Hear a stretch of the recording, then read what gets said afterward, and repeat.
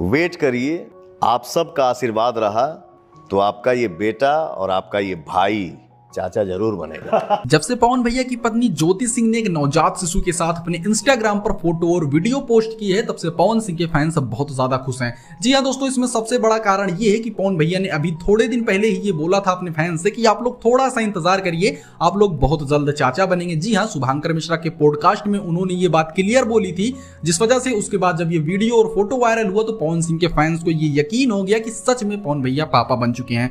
जी हाँ दोस्तों, पहले हमें भी ये लगा, लेकिन जब इस वीडियो की थोड़ी सी जांच पड़ताल की गई तो पता चला कि भाई ये पवन सिंह का लड़का नहीं है, बल्कि उनकी पत्नी की जो बहन है उनका लड़का है। जी हाँ, उनका लड़का है, मतलब पवन सिंह इनके मौसिया लगेंगे और ये इनका ये रिश्ता हुआ।